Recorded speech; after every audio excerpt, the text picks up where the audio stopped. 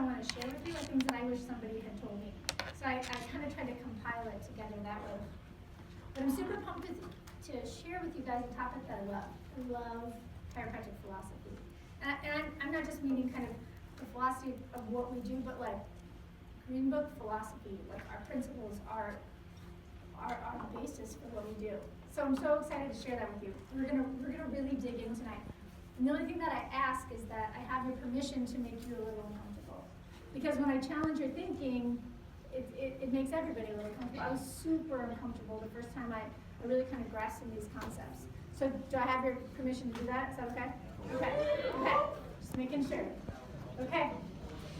Just a little bit about me. I practice in Omaha, Nebraska. I graduated 7 years ago from Palmer and Davenport. I was an associate for a year, opened on my own right away after that, and it wasn't hard for me to build a practice, but it was just missing something. I wasn't happy. I didn't really feel like I was doing what I thought I should be doing. Like this, when you get out of school, you think you're gonna like change all these lives and everything's gonna be great, and I don't know, there was just something missing. There was this missing link in my office. And so I was really searching, and I'm going to really walk you guys through that tonight. A lot of what you'll see is kind of my journey and how things have shifted. So that's going to be our big focus. Listen, I don't do PowerPoints.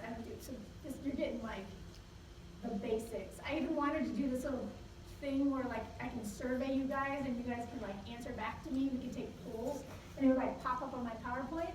And my preceptor back there from Palmer was like, "Yeah, we did that at school." And I was like, "Well, fine, we won't do that." So it's a little boring. But name, email, and phone number, that's my cell phone. You guys can call me anytime if you have questions. You can email me. But I just want to make sure you guys have access to me if you want to dig into any of these concepts more. So this is, a lot of people come up here and they're going to stand up and they're going to give you their why that they do what they do. And I'm not going to do that. I just want you to know a couple things. So this is my family in the middle. I have 3 kids. They grew up the chiropractic lifestyle. They've never had a drug in their life. They're crazy healthy. Just to really watch a full expression of health from kids that have been checked since birth. I didn't say adjusted, I said checked since birth and adjusted when needed. I want you to know that chiropractic has given me a really fantastic life. And I'm telling you that because I know that you guys hear people that stand up in front of you and they BS you about all this glamorous life that they have, but some of their income, a lot of the residual income is either coming from you, students, chiropractors, or other forms. They're not really telling you it's not from their office. Does that make sense? I want you guys to know that my husband stays home with our kids, and I'm in solo practice. That's what I do, and it gives me a really fantastic life, and I want that for all of you, and I know you guys can have that. Chiropractic has let me have a lot of fun. So I'm going to talk about how I was really handcuffed to my practice for a long time. That is, I'm a parrot head. This is my 17th Jimmy Buffett concert with my husband. Something I really like to do. But we have a ton of fun because we have a situation in our office that allows me to have that freedom to do what I want to do and still have our office fully functioning and being just fully running with the team that we have in there. And I'll talk about that. Chiropractic has allowed me to travel the world. That is a picture of me on the beach in El Salvador. Right by my face.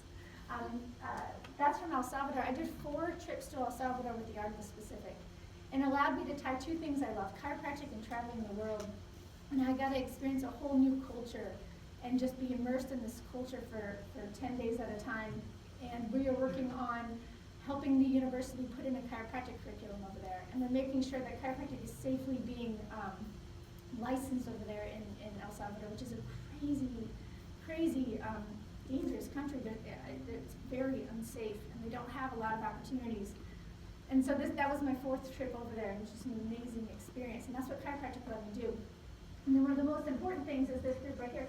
This is how chiropractic has allowed me to greatly impact my community in such a big way. So we have a women's group that meets once a month. You know, we really stand for empowering women to prioritize their health, to put their health first in our office. That's what we do. That's kind of our ideal client, our target market. This is a women's group. They meet once a month. Half of those people are not practice members. They come in from the community, and we do events to really create that community feeling. So things that I get to do, but I didn't always get to do that. It wasn't always fun, it wasn't always rewarding, I didn't have freedom, and I just wasn't super happy with what we were creating. So, I'm going to go over, I thought it was going to be 10, it's going to be like 12. We'll see how we're doing on time. I just started going with all the things that I want to share with you guys, so we're going to dig in, but first thing I want to talk about is really going to be philosophically based. So what I realized is I never really established my foundation. I didn't even know what I was doing, what I was really doing. I mean, I get it, yeah.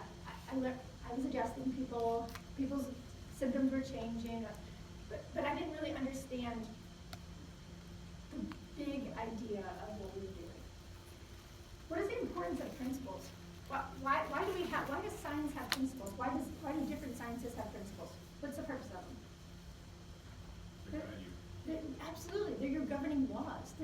They're the laws of life. They're why your science makes sense. Why what you do makes sense. So we know that chiropractic is a science of philosophy and art, right? And a lot of times they talk about that as like a three-legged stool. And my mentor always said, my mentor is Dr. Andy Roberts, who passed away in June. He had cardiac arrest. He was in a coma for unresponsive for 10 days, and then he passed away. So I'll bring him up a lot because he's very important to me. But he always taught me that philosophy chiropractic isn't a three-legged stool. Everything that we do, our science and our art, runs through our philosophy. So I think of it more like if you were to imagine a tree. So think of the leaves more as our technique, right? There's lots of colors of leaves. There's all different techniques that we can do, all different ways that we can apply the application of our principles, of our philosophy. And the branches would be more of the science. And then that trunk and those deep roots, that's our philosophy. That's our foundation, so that if there's a crazy storm, that tree is not going to blow over. The deeper those roots sit, the sturdier that tree is. That's how philosophy is.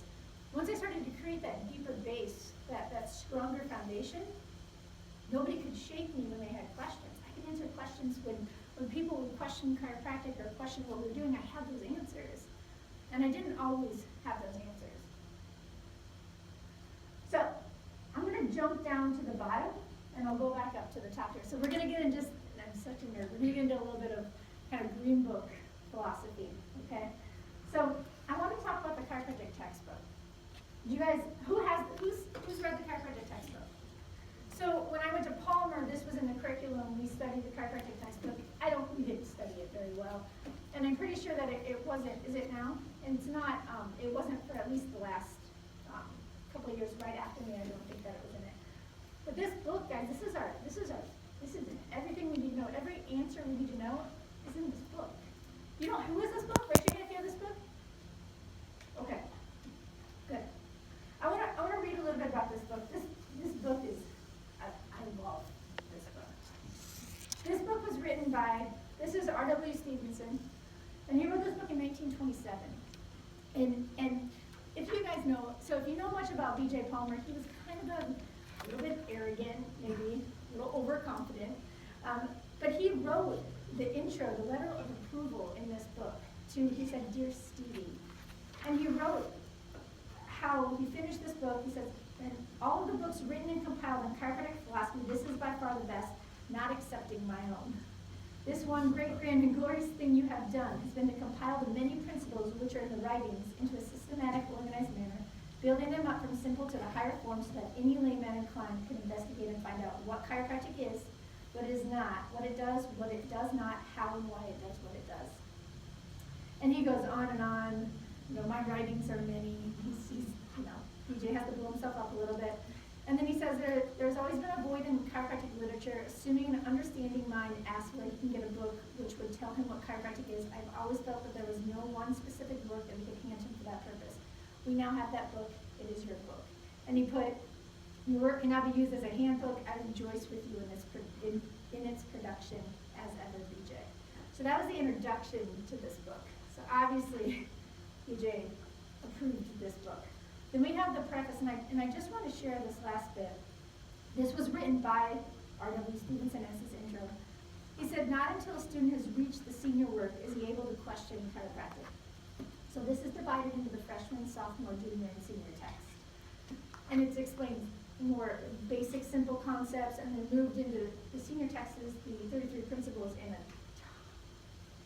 ton of detail, very elaborated on. So that's what he's saying. Not until a student has reached the senior work is he able to question chiropractic. The writer believes that no one is in a position to question chiropractic with any justice until he has studied it. Spencer says there is a principle which is a bar against information, which is proof against all argument, and which cannot fail to keep a man in everlasting ignorance. That principle is condemnation before investigation. We have to study this stuff to know. We can't argue with these principles until we know it. Then you can argue with them if you want. If you want to argue with them, that's I get it, that's your choice, or if you can do that, but you have to study them first, right? So the chiropractic textbook was out in 1927, and then we see, and the green books are all listed out by year, and then we see a book by Craven, Better, Holmes, and before that had been all of BJ's work. That's on like orthopedy, or orthopedy, marketing, spinography, and then 1934, here comes BJ back with the subluxation specific. That's his hole-in-one technique. It was like his holy grail. He just, bam, brings it back. It's like the thickest book ever. It's the most complex, mind-blowing book. He even says at the beginning, you need to read me 3 times to fully understand it. It's intense. And at the back of it is research from out in the field of 5,000 chiropractors that he gathered with all of their findings. It's phenomenal. Can you imagine 5,000 cases coming in back in 1934? I mean, that's a lot of information. But why I'm telling you this is because what he said at the beginning was his quote at the top. He said, in science, the thing is to modify and change one's ideas as science advances. Claude Bernard's quote. Why do you think he put that at the beginning of his holy grail of this is my technique, this is it? Why did he put that? What's he saying to us? What's that? Yeah, we need to evolve the science, right? We need to keep evolving. Not change our principles, not change our foundation, that's our basis.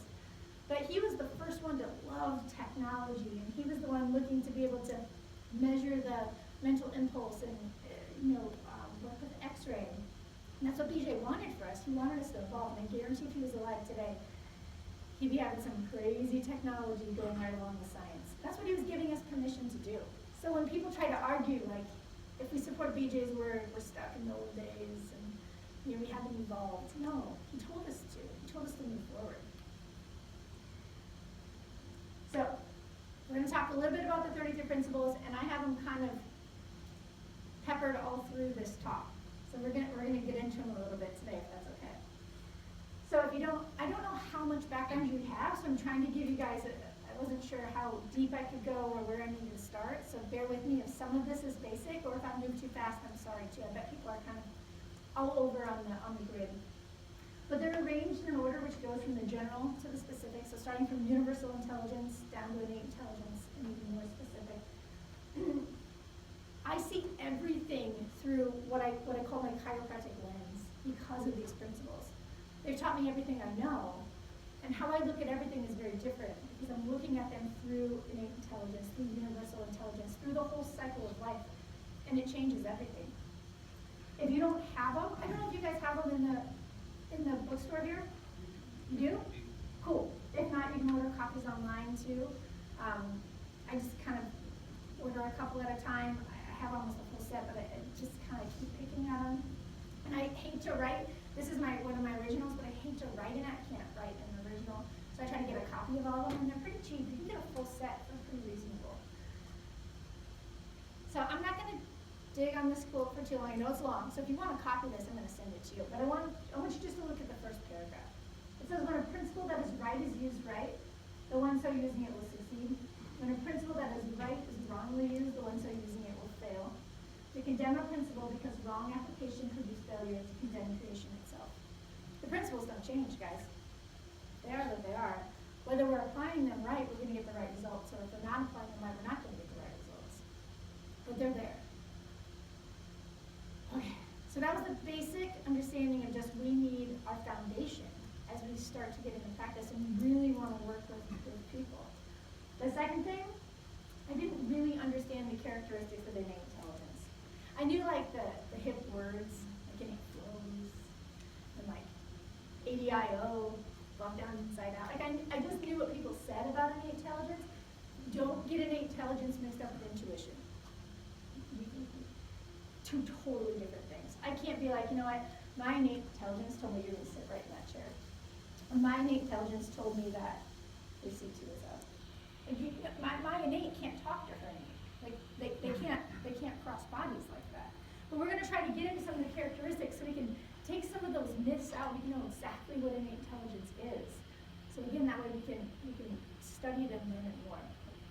So it is this intelligence, that which is the basic factor to which every chiropractor looks for the restoration of health following an adjustment. When any chiropractor loses sight of this factor, he has lost the fundamental upon which chiropractic rests. Innate is a great reservoir of limitless potentialities. It comes finished at birth. It's already there. It's fully there at birth. And we're going to get into that in a lot of detail, so we're going to dig into this. You can tell I'm totally digging volume 32 right now. Like, that's my kick right now. And I study these green books. So when I, 3 years ago, I'm totally jumping around here. 3 years ago, I went to my first green book study, like real green book study, and it was before an event.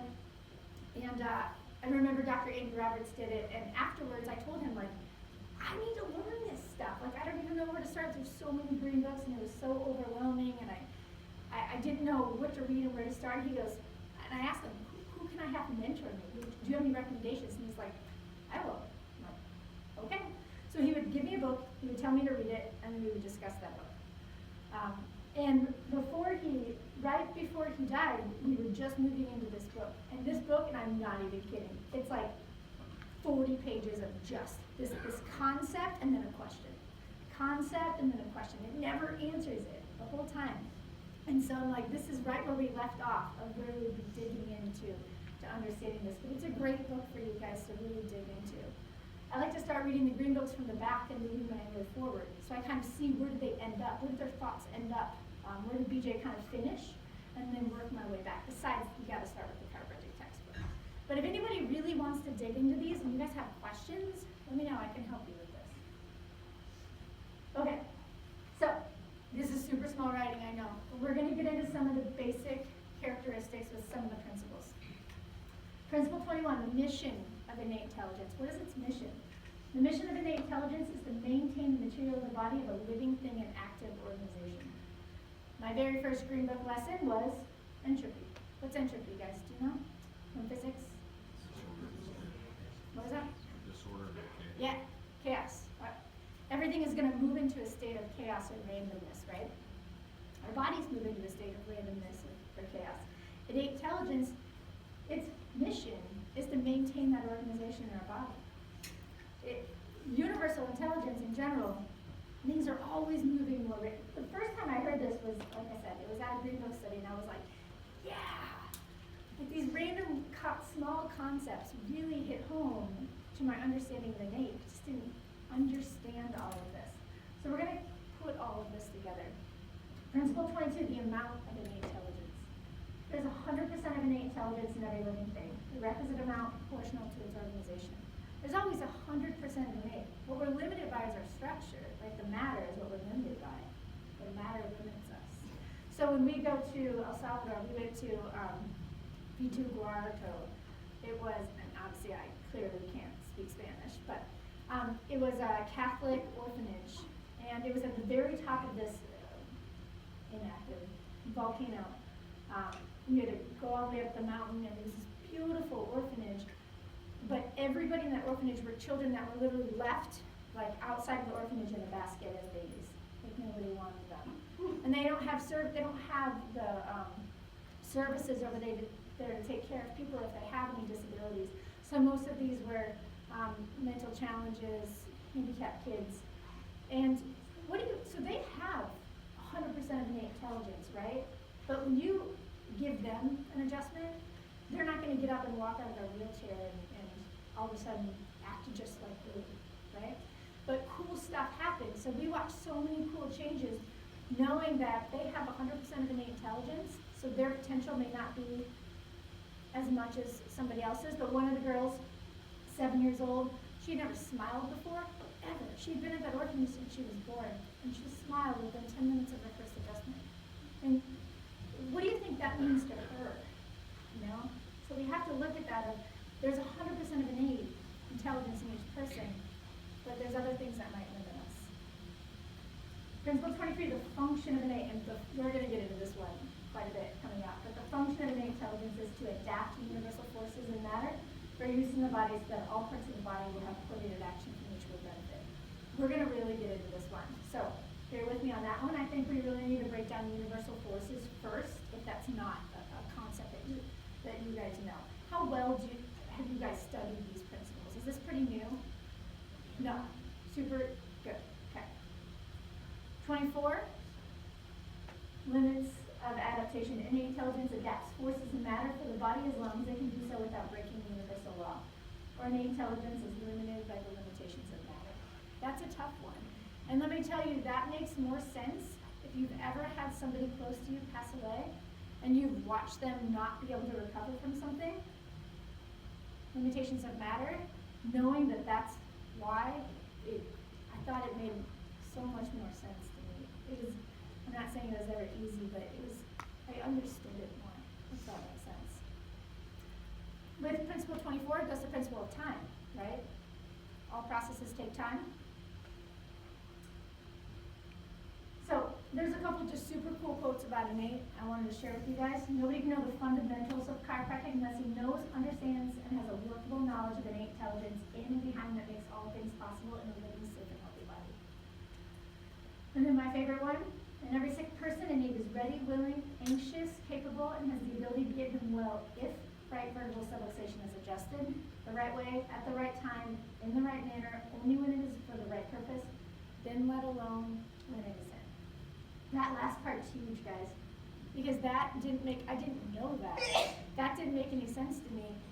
I didn't feel like in school we were so worried about practicing adjusting and figuring out how to adjust and learning our techniques and trying to get good at adjusting that we forgot to figure out when we shouldn't do it, right? When is it time to leave it alone? How do you know when to leave it alone? So the third thing that took me some time to realize and made such a change in my practice and my patients and their responses is I didn't comprehend that less is more. Okay, bear with me on this, because what I'm not saying, please don't think that I'm saying less is more, meaning people should only get 5 adjustments for some condition. Don't mix this up with me saying that I don't believe people need lifetime care. Okay, so I don't want you to, I'm going to try to differentiate that for you guys so you know. So I had the question where a patient came in.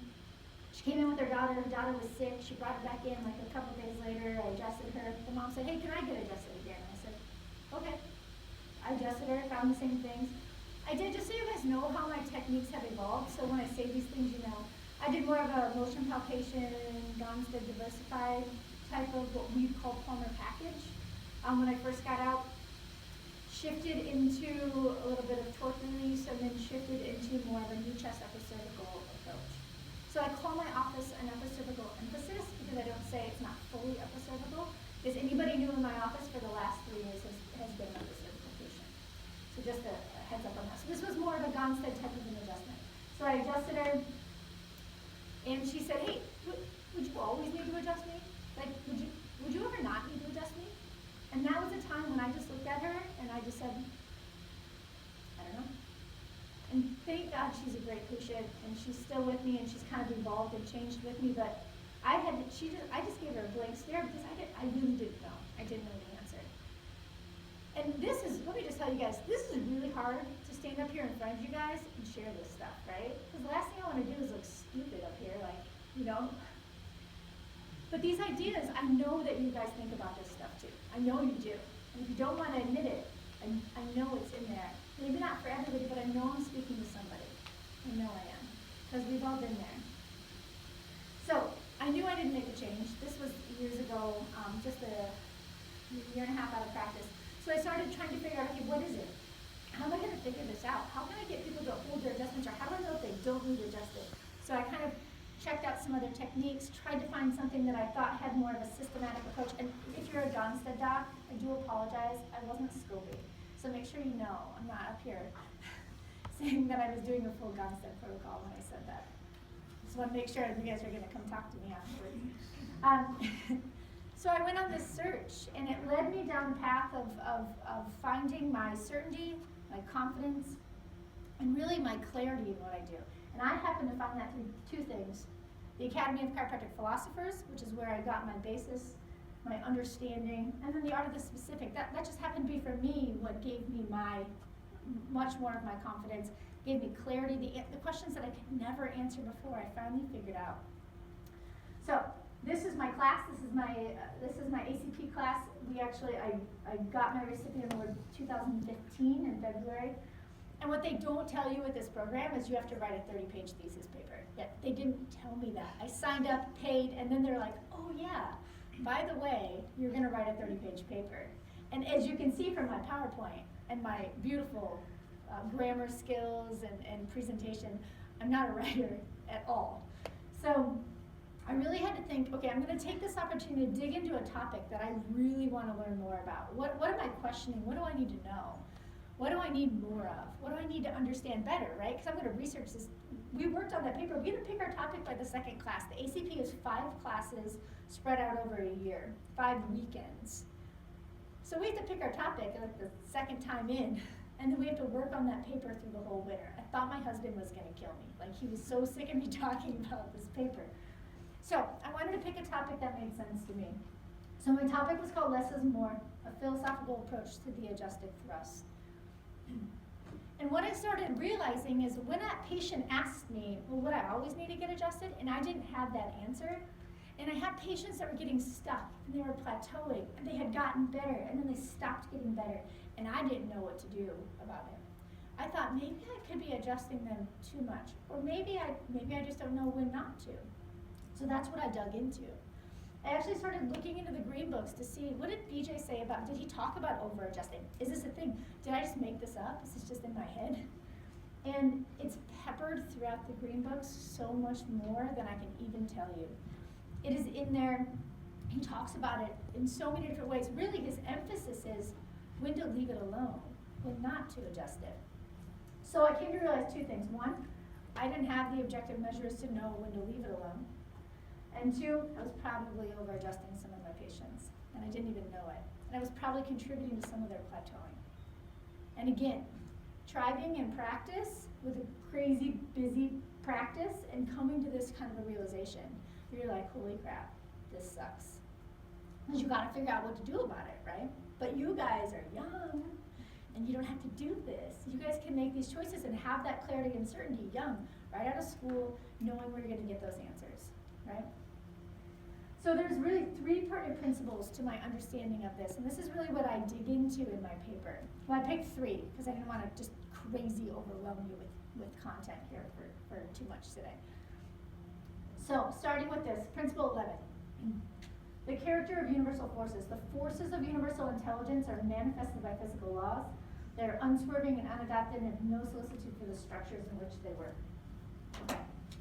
I'm going to pull some stuff out of the senior text. I think it's super helpful.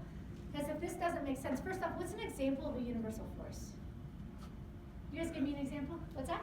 Gravity. Yeah, absolutely. Gravity. Yeah. What is one outside of the body? Gravity would, absolutely. What else is another one outside of the body? What's that? Wind. Yeah, wind. Wind's a great one. Yeah. What else? I like lightning. Because lightning is not concerned with the tree it's going to strike, right? It's not worried about that particular area that it hits to do a lot of damage, right? What else? Anything else? What's that? Yeah, absolutely, yeah. What's an example in the body? Or I guess putting in the body. Food, free radicals. Yeah. I'm going to read a couple things that I think are super important about this. It says so the senior text goes into a ton of detail about the principles, way more detail. And at this point, you're supposed to really just be able to grasp all these concepts, so it's just like, it's good stuff. So in the senior text, it's talking about principle number 11, and it says, there is not the slightest variations of their amounts, qualities, or direction in order to protect a single thing. This is talking about universal forces. Things actuated by these forces may be injured or destroyed by their rigor. They're an antidote to adaptive forces. However, the students must not conclude from this that universal intelligence is maliciously destructive. It is but the working of the great cycle, the plan of universal intelligence that this be so in order to maintain life. But they're not maliciously destructive. It's just it's a circle of life. It's going to break things down so other forces can be able to build things back up. And we'll get to all of that. My favorite part, I'm going to read this, and I'm just I'm a nerd about some of this stuff, but I just thought this was so cool. They're talking about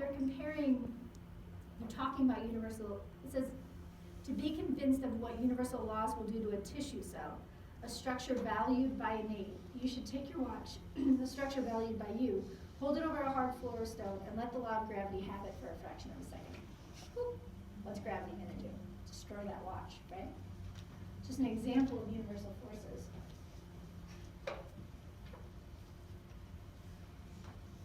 So, principle 23, the function of innate intelligence. We just talked about this. Innate is supposed to adapt those forces, right? Innate isn't bringing any new energy into the body. It's taking all of these crazy forces and then using them constructively within the body. Always adapting universal forces. Remember, it's trying to maintain order. I think of it like my house. So when nobody's there, everyone's away at school, so much order in my house. It's easy for me to maintain order, right? Then my preschooler comes home. He gets a little crazy, but I can kind of keep up with him, run around and keep him organized. And then the two 8 and 6-year-olds come home. Then things get a little crazy, and then we have plates everywhere, and they're pulling stuff out of the fridge, and now it's taking a lot more energy for me to maintain this order. And then the 3 kids from the neighbor's kids, they come down. And then I just lose it. Like, I have no more control over my whole house, right? Innate intelligence is always just maintaining order. And the more universal forces the body has, the more it has to maintain that order, the harder it has to work, right? So let's talk about 26, comparison of those forces. So we have universal forces, right? Those are the ones that are destructive. Those are coming from everywhere. And then we have innate forces. In order to carry on the universal cycle of life, universal forces are destructive, we just said that, and innate forces are constructive as regards to structural math. So innate forces are constructive. Innate is very selfish. It is always concerned, my innate is concerned with my body and my body only. It's always doing everything in its power. It literally built this house, and it's maintaining the house, continuing to maintain the structures, right? So innate is constantly adapting those universal forces, always. Now here's the kicker. What do you think an adjusting thrust is? Yeah, just think about that for a minute. So we just said that universal forces are destructive, right? They're not concerned with the structure. They're going to harm anything in their way, not maliciously, right? Get that straight, not maliciously. But they can harm structure. Innate forces then has to constantly be adapting all of these structures. So when we give an adjustic thrust into the body, and my mentor always called it an adjustic thrust, and I think it's because the adjustment wasn't made until innate adapted those forces, right? So we put in a universal force, and those innate forces has to adapt that force for constructive use in the body. But the kicker is, in the chiropractic textbook, it says that innate forces can never adapt 100% of a universal force, even with the best adjuster. So what does that mean? There's some of those universal forces that can't fully be adapted. So could that potentially, and I'm not saying harm the tissue, but do we want to continue to introduce that universal force if we don't absolutely need to? No, right? Because they could be destructive. So we want to only give those universal forces at the right time in the right manner when it's absolutely necessary. And trust me, when it's necessary, make sure you understand that I'm not saying we shouldn't be adjusting. It just has to be the right time. When innate forces is ready for that. When there is a subluxation, and we'll get to that in a little bit. I just want to make sure we understand the power of what we're doing. And I really believe that some of the patients weren't holding because I was continually introducing a universal force when I didn't need to. And it may have not been necessary. And we'll get to that definition in a little bit. So the definition of over-adjusting is actually in the Great Divide. It's in the textbook. They're talking about, there's a definition for it, which means it obviously was something that needed to be talked about. So this would be what that definition is. So let's just think about these. So too frequently given on the right place. Too frequently given in the wrong direction on the right place. Wrong places where no subluxation existed. Right places at the wrong time when not needed. and then producing a subluxation at the wrong places, wrong direction, wrong time, wrong way, with sequences producing occlusion, pressure, and interference. And if we accept this definition to be true for a subluxation, then we just produced one if it's not needed. So if we, I'm going to go back to that in just a second. So I just want to make sure that I love this quote. It's one of my favorite quotes from Answers. It's from the Armchair Chiropractors. And he says, this is just a quote, but the last sentence really just hit home to me. Symptoms are no help whatsoever in arriving at the decision, and consequently the chiropractor, having adjusted, must have some scientific means of determining when to leave it alone. So again, like we just said, we need to give it, that's what we do, we're chiropractors, I fully expect to give adjustments, but I just want to know when to not, when to leave it alone. So we need to know that we have some kind of valid objective measure for determining a subluxation, right? Or we should say determining when to leave it alone. So if we accept, so there's lots of techniques, guys, and I'm not saying what you should do. You guys got to find what's right for you. I'm just saying some are going to be more objective than others. We just want to make sure that if we accept this definition to be true of a subluxation, if we are removing subluxations, if that's our purpose, depending on what your purpose is, I'm not telling you what your purpose should be, but as a chiropractor, for removing vertebral subluxation, there's 4 parts: a vertebra out of alignment, occlusion of a foramina, pressure upon nerves, and interference with transmission of normal quality flow of mental impulses. For the first 2, where are we getting that information from? Anyone have any? What's that? Motion palpation, static palpation, X-ray? X-ray? Yeah, totally. But it's that 3rd and 4th part that we need to make sure that we're able to identify. How are we measuring the neurological components? What's that? Yeah. So you need to find the objective measure that's right for you. I'm not telling people what to do.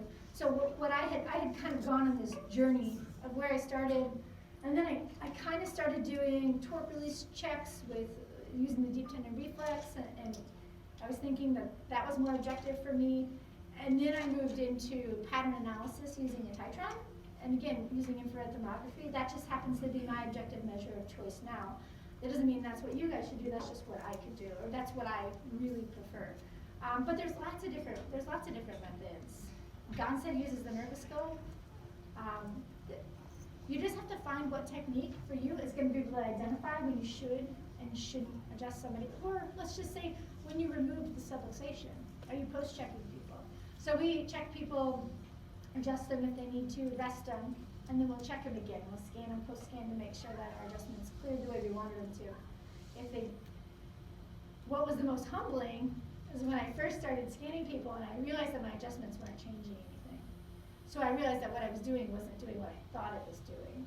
So that was a super hard concept for me. But just making sure you have that objective measure, this was huge for me. And I'll tell you what, patients got better so much faster in such less time, and they hold their adjustments so much better. So much better.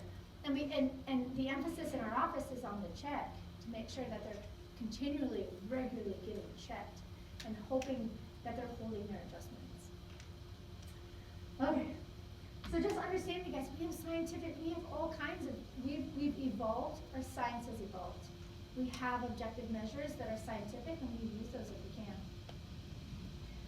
Okay, I'll get into some lighter stuff. I know this stuff is like, we're getting into some heavy ideas, right? Like, I totally get it. Try like being in my head for the last 4 years. Like, it sucks. My poor husband, because you can imagine when I'm coming home telling him all this, and he's just like, what? So, the 5th one. Out of those 10 things, I didn't know the 3rd component of that adjustment. So there's that adjusted thrust that we talked about. What's the 3rd component? I love this quote. This is so fantastic. It all indicates very clearly that the patient-chiropractor relationship, there is a 3rd element far more important than the other 2 put together. It was suggested that we not let our human ego lead us into the ever-dangerous error of thinking that we make the adjustment, even if we can prove that we did change the mechanical position of the atlas, or whatever bone, we can fill that in. That in itself does not prove anything. Let us remember that anything done in the region where the interference actually is can and may be used by an aid to help make the adjustment and restore transmission. the adjustment, right? We just talked about this. We give the adjusted thrust. Innate forces has to adapt those universal forces, right? Innate makes the adjustment. We don't do it. And it may not even happen right after. It may continue to happen until you see that person the next time, right? Innate's always constructively working for us. It is so selfishly working for only us and to maintain organization in the body. That's what they're proponent. And I had no clue. I just missed this somewhere. I just didn't have all these ideas put together in my head.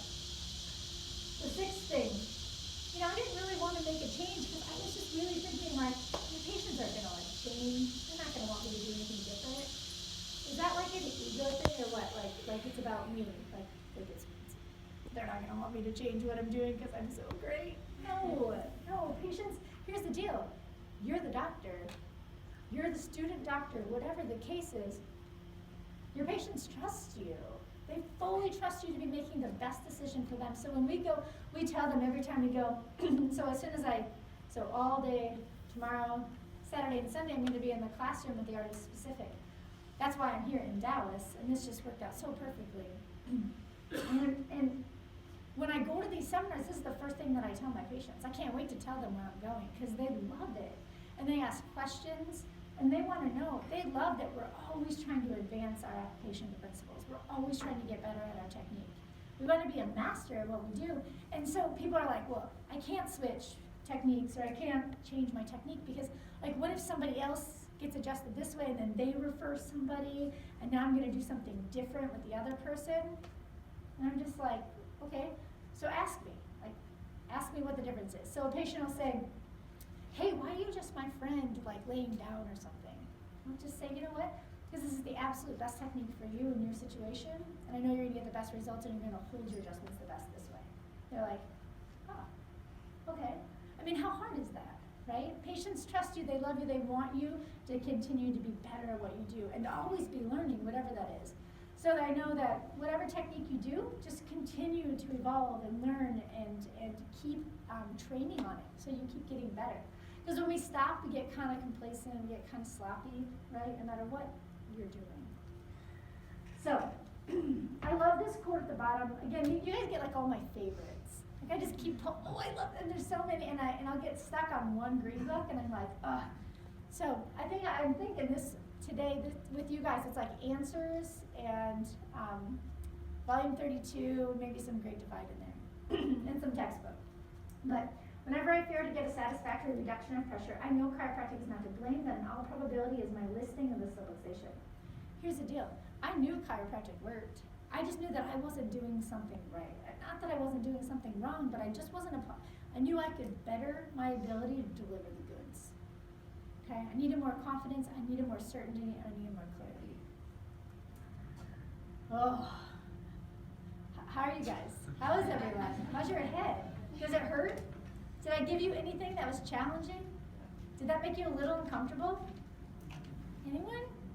Raise your hand if you're a little uncomfortable from that. A little bit. Okay, good. You should be, right? Because that makes you think. And it's the only thing I want you to do when I leave today is I want you to think about things. Just to think, right? Okay, so we're going to switch gears. I know this is a philosophy night, but I just feel like I should give you guys these things that were super important to me. Is it okay if I do this? Is this okay? Okay. Okay. Just making sure I'm good on time here. So we're going to switch gears. Do a little bit of business stuff, a little bit of marketing, not business, just some basic stuff that I hope you guys will find helpful. Okay? Okay, so going into my long list, I'm on 7, right? 7. I was discounting my first visit. Now this is probably like not something that you guys are like that we should even have to be thinking about right now, but let me just tell you something. This made such a big difference when I changed this, when I stopped doing this. Here's the deal.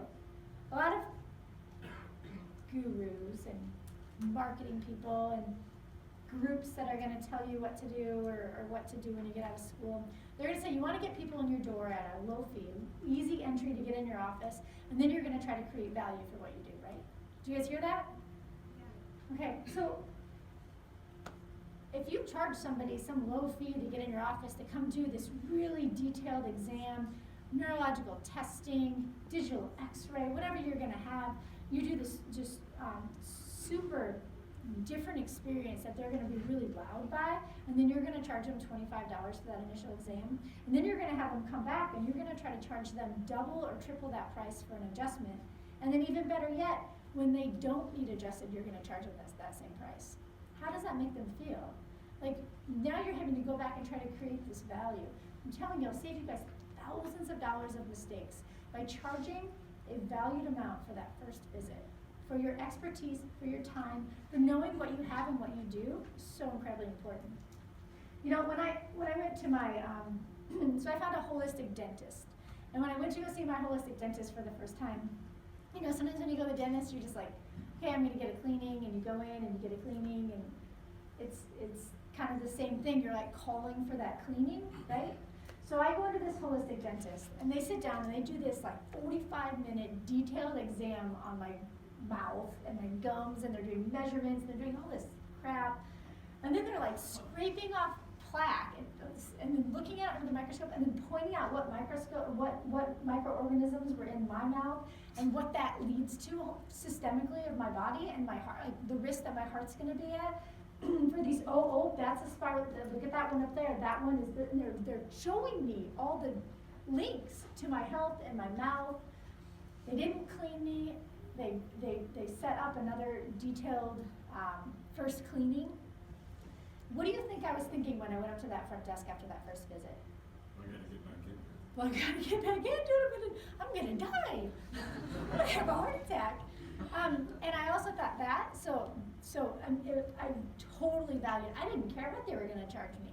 Now, I'm not saying that it was a very reasonable amount, but I didn't care because I valued it so much, and I knew that this is where I needed to be. This was super important for my health. And I knew that their technology was absolutely worth it. Sorry, guys, I'm gonna get a drink. Okay, so that was just kind of an example of, I remember, I'm trying to be on the other side of things for you guys. So I'm trying to be like how a patient would experience this, right? So after that experience with my dentist, I was like, yes, we are creating so much value in that first visit.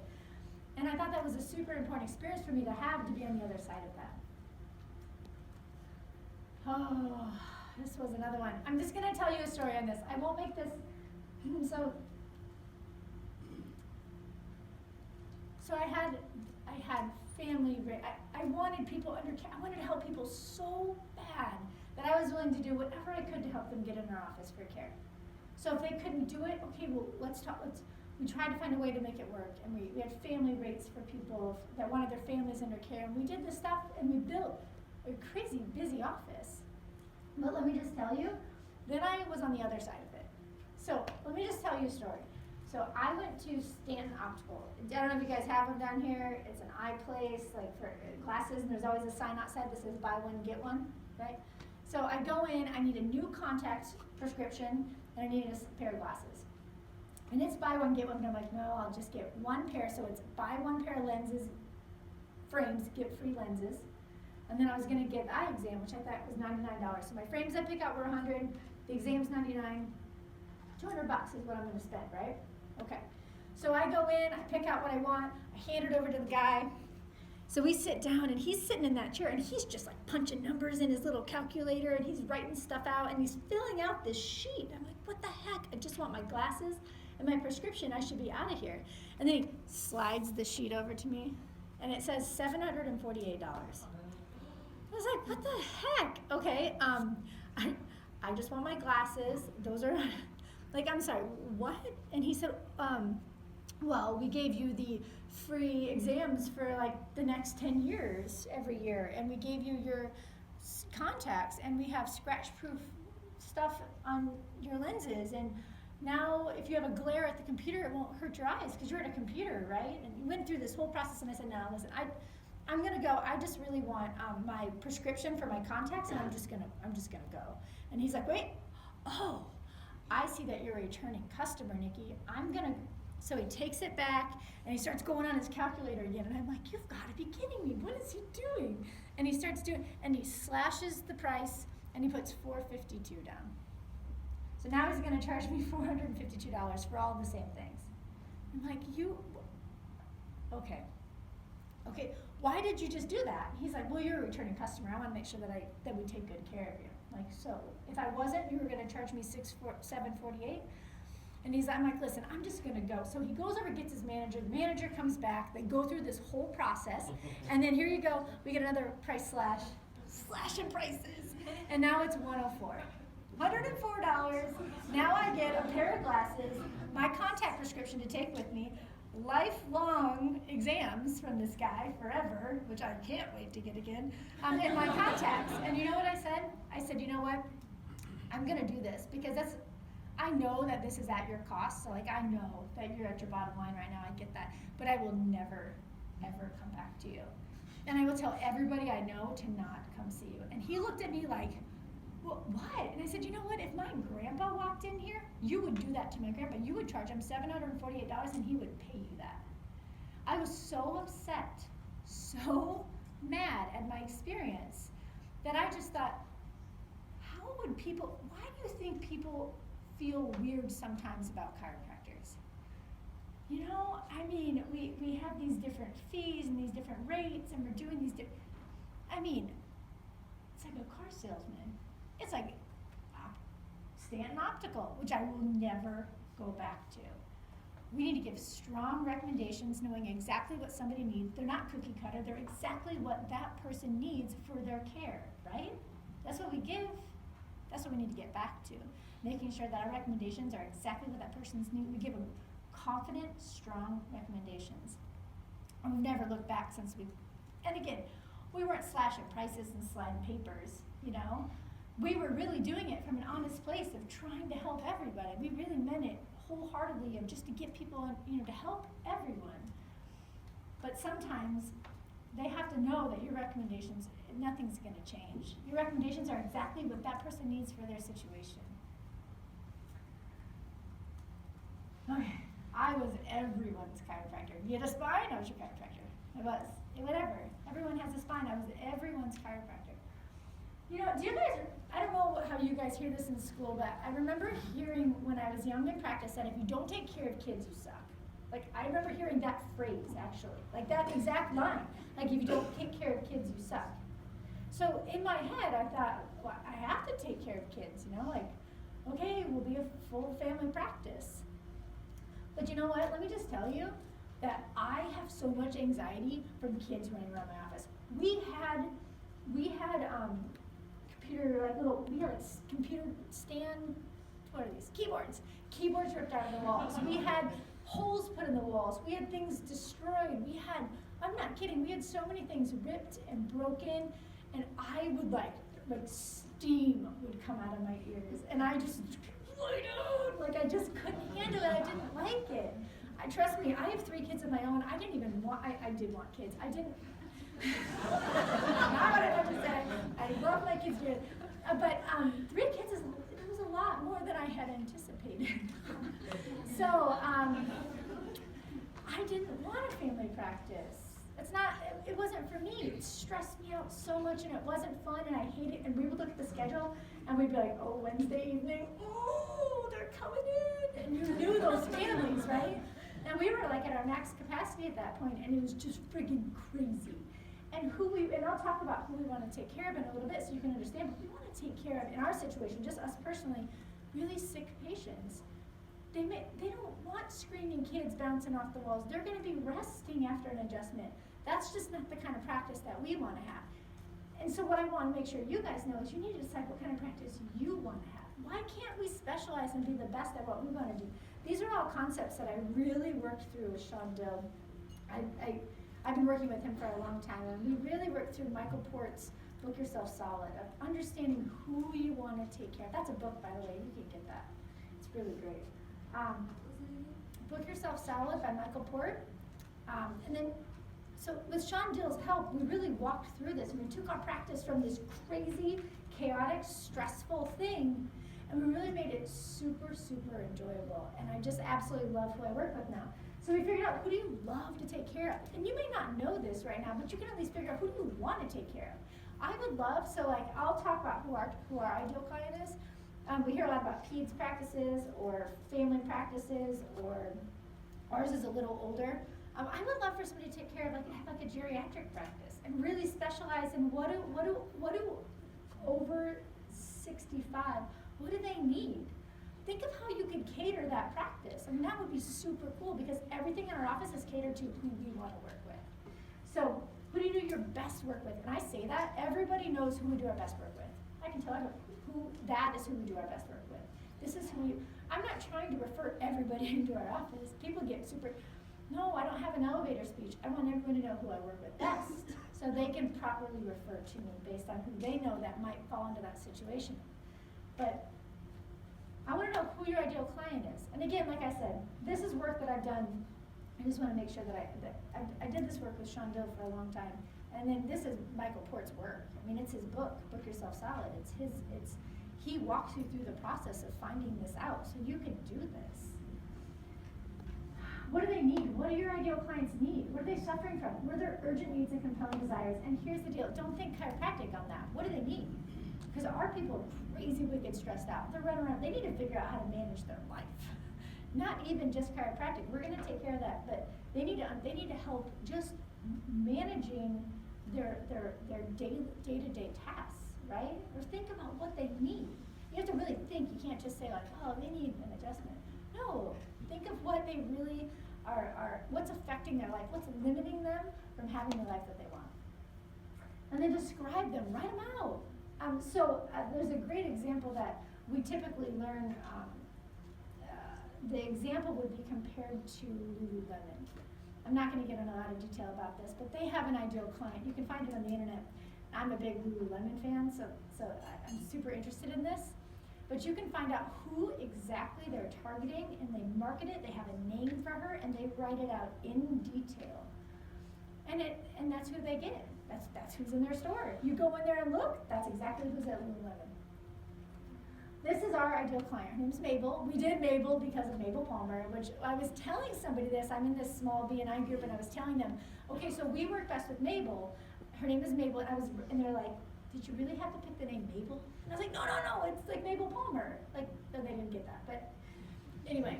So Mabel is, I'm gonna read this to you, because I want you guys to understand the detail that we're talking about here. She's a mom of 3, she's 50 years old, she lives in Midtown, that's in Omaha, Midtown. Her children are no longer children, she's raised a fantastic family, they're now married and having children of their own. Mabel worked a professional career while balancing life, supporting her husband, cooking, cleaning, and being as involved as possible in her children's sports activities. That's what we find with Mabel, with our ideal client. They're working, they're trying to manage the house, they're trying to be at all their kids' stuff, and they're losing their mind. So what happens is they start getting a little older, they have aches and pains, they're experiencing headaches. They're not even concerned with the headaches. Tylenol kicks it. At that point, they're still not thinking anything about their health. Then they continue to have anxiety, worry, high stress, they're tired, they feel sluggish, they're gaining weight, they feel run down, they're trying to work out, but they can't because they're too tired. They're trying to make those health changes, they just can't get it done. At that point, sleep's being affected. They're never rested, and then finally they decide, kids are out of the house, and now it's time for them to find answers for their health challenges. And that's when they find us. And that's who we're gonna take care of in our community. We're gonna get every Mabel that we can, because that's who we do our best work with. And they do fabulous in our office. And each and every one of you should have your very own person that who you're gonna do your best work with. And practice is so much more fun. Does that make sense? Yeah? Does that sound like more fun? Like if you write out, and if yours is kids, do it. I want kids bouncing off the walls. Like if you want that, great. That's awesome. And don't get me wrong, we take care of kids in our office. Trust me. We take care of plenty of kids. But when the mom comes in, and then as we start to kind of get more of those family members under care, they'll start getting the kids under care. Our care, people hold their adjustments better. Kids hold great. So it's not as crazy. We've done it in just a very strategic way that's just been fantastic. Who has the time hops on Facebook? Have you ever looked back at what you said? Do you want to just turn it off sometimes? Some of those are I get that pit in my gut, ooh, that was not a good one. I've really shifted how I communicate to people. Here's the deal, I stay on my own side of the street. So I don't need to say anything negative about medicine or other professions or vaccines, or don't get me wrong, like my kids have never had a vaccine in their life and they're the healthiest kids in the world. But it's not my place to bash that all over social media, because here's the deal, I'm not gonna change anyone's opinion on social media. It's not gonna, it's like, perfect example, look at the presidential election right now. Do you think you're gonna go in your newsfeed and go, oh, I see a really bad article about Donald Trump. I'm gonna go vote the other way now. That was great. I'm really glad I read that. No, it doesn't do anything to even conversate with presidential candidates on Facebook. It's awful. It's the same thing with how if somebody feels super passionate about something and you're bashing it, you're coming from a negative place, nobody's gonna change their opinion. So everything that I say, I try to make sure I come from a loving place of how would this come off to somebody that's reading it that just doesn't know yet, or maybe they don't understand. And that's with everything. Yelp, oh man, I'm telling you guys this stuff because we've really shifted a lot of things in our office. It's been fabulous. And we had somebody that posted a Yelp review from 4 years before that was a negative review about us. 4 years ago. He was in there 4 years ago, and it was just like one of those circumstances.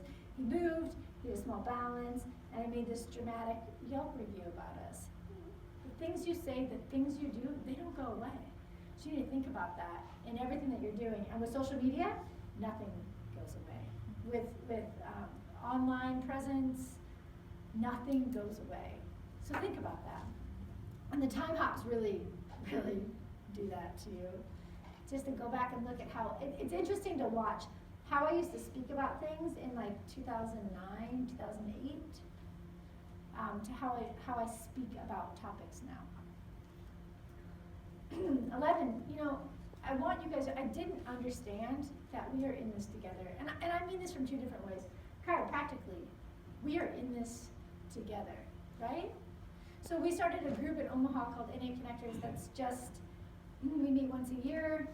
We have between 50 and 70 chiropractors come, and everything we do is coming from a place of love, and we do a green book study, and then we have 4 different speakers, and we're doing it to unite as many chiropractors as we can, to really just spend the day and find what we have in common with each other, and just get along, because most of us are all from that kind of Midwest area, and it's been really, really fantastic.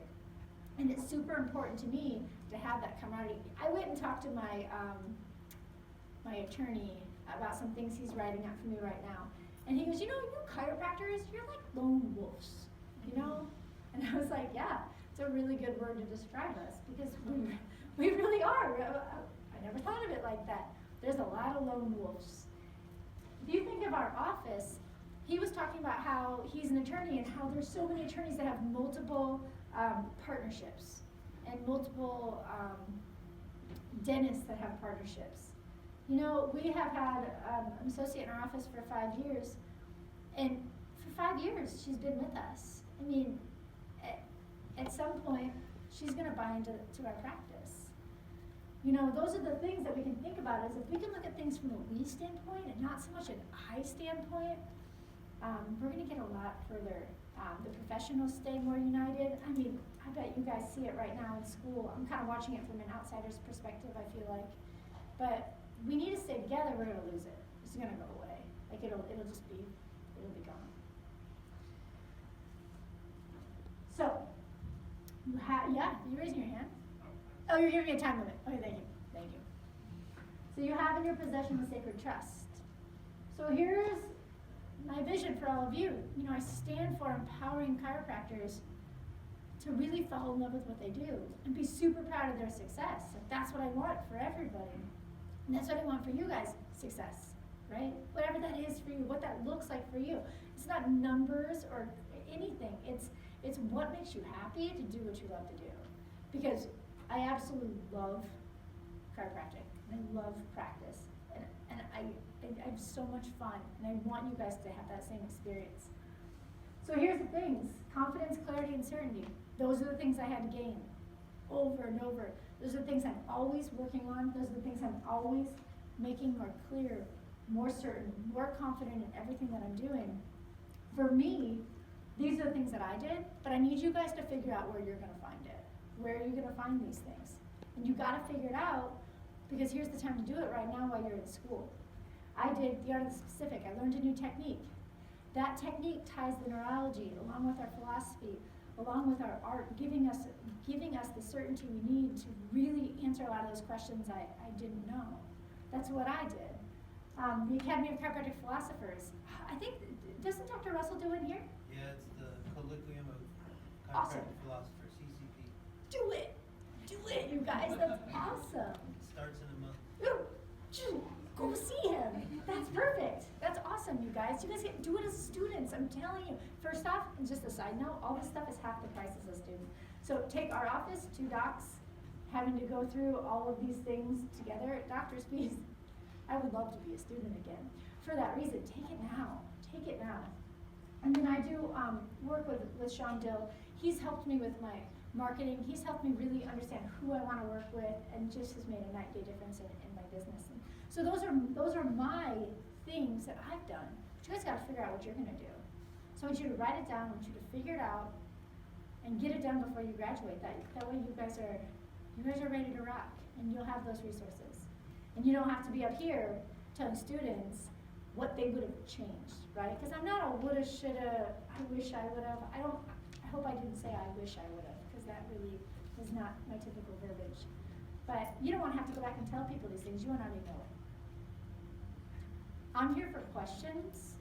I'm good with my content, but I want to be here if anybody needs anything. If you guys want to further dig into any of these concepts, I feel like I threw a lot of heavy material at you. And I understand that can be a lot. So, I'm going to be here if anybody wants to ask more questions. We can keep this as an open discussion.